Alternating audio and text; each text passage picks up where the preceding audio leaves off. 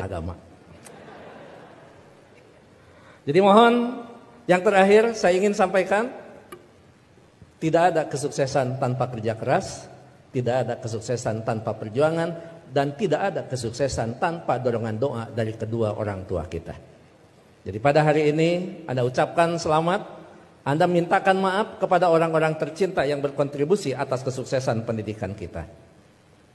Hati-hati memperlakukan kedua orang tua. Saya tahu di sini ada master hukum, saya tahu di sini ada master manajemen, saya tahu banyak prodi yang ada di sini dan memiliki tata kelola yang sangat baik, maka itu salah satunya didukung oleh perilaku Anda setelah lulus. Pada saat Anda berinteraksi dengan kedua orang tua, jangan menggunakan pasal hukum. Pada saat ibu mengatakan, saya mau ketemu, kamu pulang, maka Anda akan mengatakan, mah tidak boleh memaksa, karena ada pasal hukumnya. Enggak ada itu, tidak berlaku untuk kedua orang tua.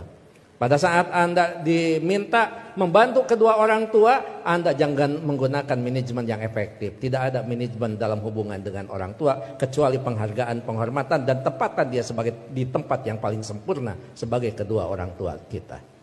Saya hanya ingin mengulang dengan cerita yang lama, tetapi ternyata ini memberikan sebuah inspirasi bagi kita. Mohon maaf, saya pernah jadi seorang pejabat. Pada saat saya sedang rapat, saya ditelepon oleh keponakan saya dan menyatakan ibu saya dalam keadaan sakit. Kemudian saya balas telepon itu dengan sebuah ungkapan yang agak sedikit sombong. Tolong cepat bawa ke dokter dan nanti uangnya akan saya transfer. Ternyata ibu dari kejauhan menjawab kalimat saya dengan sebuah kalimat yang tegas. Enggak usah ditransfer, yang penting kita bisa ketemu. Kalau ibu sudah mengatakan yang penting kita bisa ketemu, maka jabatan itu tidak ada, maka rapat itu tidak ada. Dan boleh saya katakan, kalau saya sudah dipanggil ibu dan bapak, tidak ada yang bisa menolak panggilan siapapun, termasuk atasan saya. Kalau itu ibu dan bapak yang memanggil, kena yakin, kalaupun saya bisa memberikan sebuah alasan, Pak mohon maaf ibu saya dalam keadaan sakit, maka atasan saya akan memahami semua, karena mereka juga pernah dibesarkan dan memiliki rasa hormat kepada kedua orang tuanya.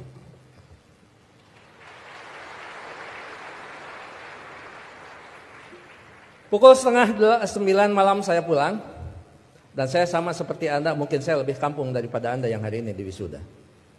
Saya tidak dilahirkan di tengah kota, saya dilahirkan di kaki Gunung Papandayan yang sekarang terkenal dengan tempat wisata Kawah Papandayan. 3 jam saya sampai di rumah, 11:30 saya sampai di rumah. Ternyata ibu dalam keadaan segar bugar, tetapi saya tidak menunjukkan perasaan suudon kepada ibu. Kenapa? Ternyata di situ ada hikmah. Bagi seorang ibu dan bapak dalam keadaan sakit, kemudian dia menunggu anaknya terkasih dan tersayang, maka pada saat dia bertemu, maka kehadirannya lebih mujarab daripada obat yang diberikan oleh seorang dokter. Catat itu. Ibu tidak hanya menunjukkan segar dan bugar, tapi ibu juga tetap memperhatikan kesukaan makanan anaknya. Saya dimasakkan sayur kacang merah, saya digorengkan asin peda, saya dibuatkan sambal terasi, dan saya juga dibakarkan pete. 11:30 malam, coba bayangkan ada sayur kacang merah, nasi putih, bakar pete, dan belum peda ditambah sambal terasi. Boleh dibayangkan setelah wisuda. 11:30 malam saya disuguhi makanan itu, maka tidak ada kalimat yang bisa diucapkan kepada ibu selain mengucapkan terima kasih. Padahal saya tidak biasa makan malam, kecuali makan nasi di waktu malam. Ya saya makan. Saya tidak pernah mengatakan, Amah ngapain masak? Kan kata dokter paling tidak 3 jam sebelum tidur kita boleh makan. Ini mau tidur 11:30, ngapain masak? Bagaimana perasaan ibu pada saat seorang anak yang dia tunggu, yang dia masakan, kemudian anak berargumentasi dengan sebuah ilmu di mana ibu tidak paham tentang ilmu itu. Menyakitkan. Iya, saya makan dan saya berdoa mudah-mudahan ini jadi obat. Begitu saya lirik dari sudut mata saya, ibu kelihatan bahagia. Kenapa? Makanan yang dia pasak itu betul-betul dimakan oleh anaknya. Begitu selesai makan, saya mengatakan kepada ibu, Amah mohon maaf, ini makanan sangat enak, terima kasih. tapi mohon maaf besok tidak akan pulang siang karena ada pekerjaan yang tersisa. Kemungkinan saya pulang sebelum sholat subuh. Ibu dengan bijak mengatakan, enggak apa-apa. Yang penting kita sudah ketemu. Sok istirahat. Saya sambil dituntun dibawa ke kamar. Setelah di kamar saya diselimuti. Ibu lupa kalau anaknya adalah seorang profesor. Ayo tepuk tangan. Itulah ibu. Jadi Anda mohon maaf baru juga ahli madya ya. Ahli madya ibu mau nyelimutin. Ngapain? Ini baru wisuda. Ada yang lebih tinggi lagi. Masa mah disimutin? Ini tekan sarjana. Nggak ada di depan orang tua itu. Jangankan ahli madya, sarjana, master, doktor, seorang profesor di hadapan ibu, di hadapan bapak, tetap kita adalah seorang anak yang perlu menghormati mereka.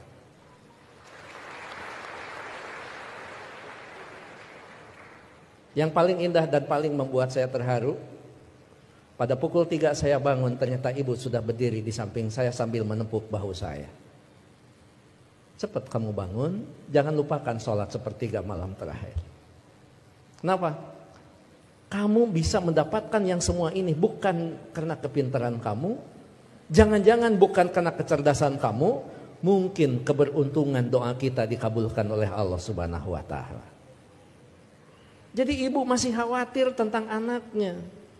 Ibu khawatir anaknya merasa pintar sehingga pintar menjadi sebuah kesombongan. Ibu masih khawatir anaknya cerdas, cerdas menjadi sebuah kesombongan. Bahkan melupakan siapa yang menentukan takdir segalanya pada kehidupan kita.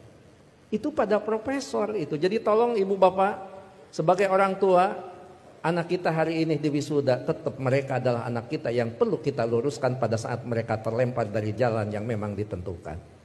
Perlu diberikan peringatan, tapi tentu sekarang ini ada kaidah-kaidah yang beda dengan zaman dulu. Seorang siapa Pak Rektor, sahabat itu Ali mengatakan, didiklah anak-anakmu bukan dengan zamanmu, karena mereka tidak mungkin mengalami zaman yang seperti kita alami. Jadi memang cara sudah berbeda, cara kita memperlakukan anak-anak kita. Tapi sejatinya tetap kewajiban kita adalah bagaimana mendidik anak-anak kita, bukan masalah kedewasaan. Tapi masalahnya sampai nyawa berpisah dengan badan, itu tetap menjadi kewajiban kita sebagai kedua orang tua.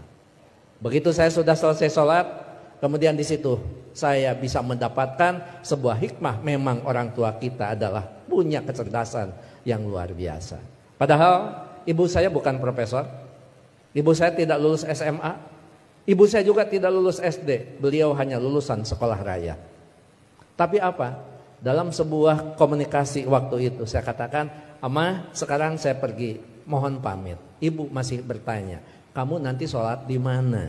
Saya jawab, "Nanti sholat di jalan." Ibu langsung mengkritisi kalimat saya, "Jangan suka sholat di jalan, ketabrak mobil." Itu kata ibu itu. Terus saya mikir, emang juga, emang benar masa sholat di jalan? Saya katakan, enggak, maksudnya sholat di masjid di jalan. Masih salah kalimat itu di hadapan ibu. Enggak ada masjid di jalan, paling dekat di pinggir jalan. Saya bilang, iya, nanti akan di masjid, sholat di masjid di perjalanan. Baru saya lulus dari ujian seorang ibu. Nah, lamun eta benar profesor. Dan yang terakhir, saya mohon maaf tadi malam tidak transfer karena Amah mengatakan tidak boleh transfer, tidak usah transfer, sehingga saya tidak transfer. Disitulah kecerdasan ibu luar biasa. Iya, nggak apa-apa. Ngapain harus transfer ke seorang ibu? Mana? Ibu lebih cerdas daripada seorang profesor. Oleh karena itu tentu saya berharap sekali lagi, kalau kita mau sukses, berbaiklah kepada guru, kepada orang tua kita. Kalau kita mau sukses, jangan pernah Anda melupakan, karena kesuksesan kita adalah jerih payah dan hasil pemikiran kedua orang tua kita, termasuk guru-guru kita. Mudah-mudahan orang tua kita yang sekarang masih ada tetap diberikan kesehatan, diberikan usia yang panjang, tetap mampu membina dan membimbing anak-anaknya sampai menjadi investasi yang terbaik bagi keduanya. Bagi orang tua kita yang sudah tidak ada, termasuk kedua orang tua saya, mudah-mudahan senantiasa mendapat tempat yang terbaik di sisi Allah Subhanahu wa taala. Amin. Saya pikir itu Pak Rektor, Pak Ketua Yayasan, hadirin Sivitas Akademika Unpam yang saya hormati. Mohon maaf kalau sambutan saya agak sedikit panjang karena saya tadi mengimbangi Pak Rektor sangat panjang, kemudian Pak Ketua Yayasan sangat pendek, maka saya setengah panjang dan setengah pendek. Mohon maaf tidak bisa mengikuti wisuda sampai akhir karena saya harus mengejar waktu ke Tasikmalaya Pak Rektor. Apapun tadi yang dibicarakan oleh Pak Warek sudah dibicarakan dengan Pak Warek dan Pak Ketua Yayasan. Begitu juga kepada Pak Direktur, saya mohon pamit. Anggap saja kalau di Kementerian Agama kan tidak aneh, anggap saja saya penghulu. Penghulu biasanya kalau sudah menikahkan ijab qabul dinyatakan sah, penghulu biasanya pamit diri dan tidak perlu menunggu sampai resepsi. Terakhir, saya tidak akan membacakan pantun, tapi ini ulangan dari wisuda bulan kemarin karena setiap bulan Unpam wisuda. Bahkan Unpam setiap wisudanya juga tidak bisa diganggu karena hari Minggu. Jadi saya tidak bisa menolak undangan Unpam. Gitu. Anda hanya tahu saja yang wisudawan wisudawati. Saya ini mantan aura kasih. Sekian dan terima kasih. Assalamualaikum warahmatullahi wabarakatuh.